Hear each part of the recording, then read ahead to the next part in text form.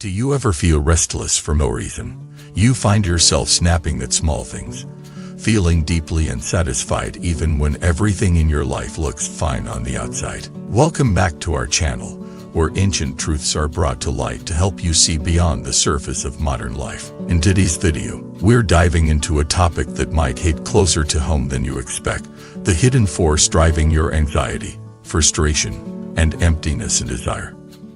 But this isn't just about materialism. This is about the subtle, often invisible web of craving that wraps around your mind, your habits, your relationships, and your self-image. Today, we'll explore how desire, unchecked and misunderstood, slowly turns us into slaves of people who are never quite here, never quite whole, never quite free. And more importantly, we'll look at how to see through this trap and finally reclaim a deeper sense of peace. Let's begin by clarifying what desire actually is. In Buddhism, the root word tanfa is often translated as thirst. It's not just wanting. It's a burning, an attachment, a fixation. It's the feeling that something is missing, and that if only you could get that thing, then you'd be okay. Here's the trap. No matter how many desires you satisfy, the thirst never ends. Because the mind that is addicted to desire always moves the goalpost. It whispers, just one more, and you'll be happy.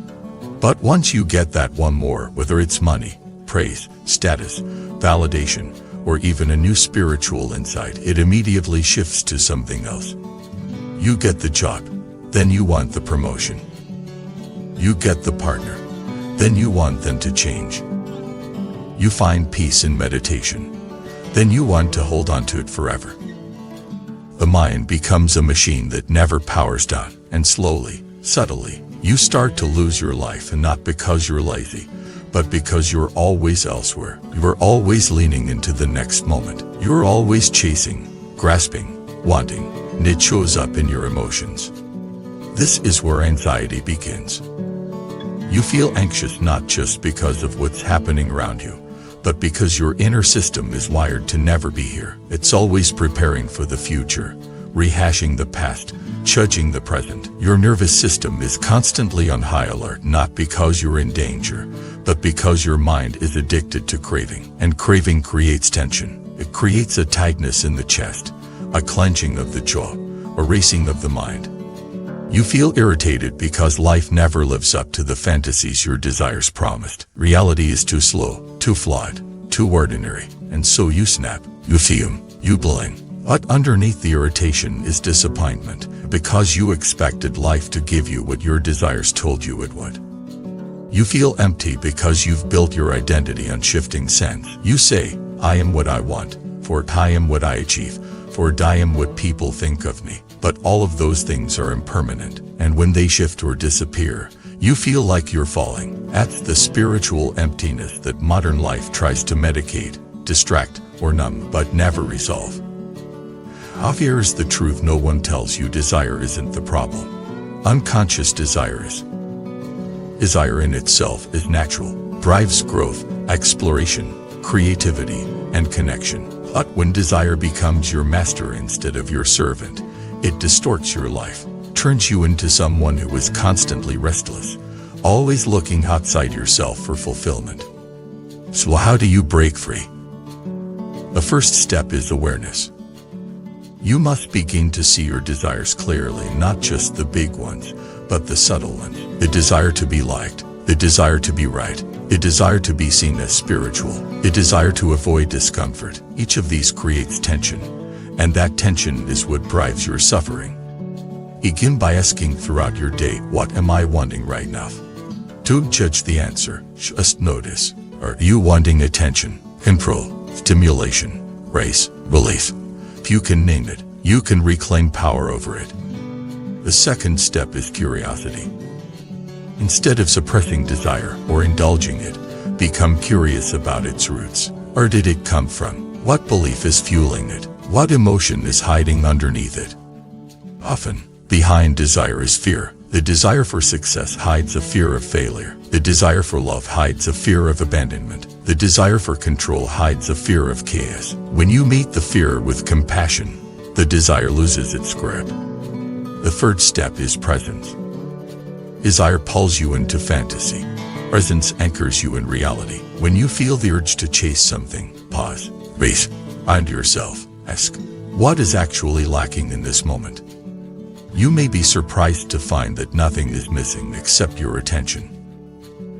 Presence reveals the fullness that desire tries to manufacture. The fourth step is practice.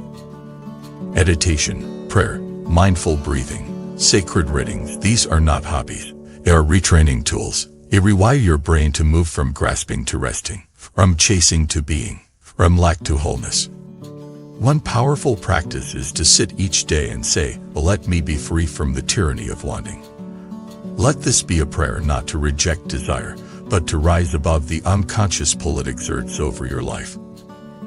There's a story of a monk who was asked, what is the difference between an enlightened person and an ordinary one? He replied, both have desires, but the enlightened one is not owned by them.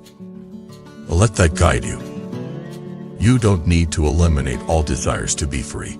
You just need to see them and choose consciously. Now, let's bring this into the context of modern life. In today's society, desire is weaponized. Advertisements, social media, algorithms, all designed to hook your attention by triggering craving. Buy this, watch this, be this. And it works because they've learned how to hijack the same brain circuits that spiritual teachings have warned us about for centuries. If you're not aware, you'll become a puppet. They'll think you're choosing, but you're reacting. They'll think you're in control, but you're being pulled by invisible strings. This is not conspiracy. This is psychology. This is the Dharma applied to 21st century life. So reclaim your mind. Don't give it away to trends, influencers, or fear-based messaging. Reclaim your attention. Reclaim your breath. Reclaim your power to say, no, I don't need more. Need to be more present with what already is. Finally, remember this. You are not your desires. You are not your thoughts. You are the awareness that watches. And that awareness, pure, spacious, free, is already whole. Thank you for watching this video. If you've ever felt caught in the loop of craving and anxiety, share your insights in the comments. How have desires shaped your life? What helps you return to presence? Remember to like, subscribe, and support our channel if you want to keep walking this path together. Until next time, may your heart be still, your breath be deep, and may you remember the freedom that comes not from getting more, but from needing less.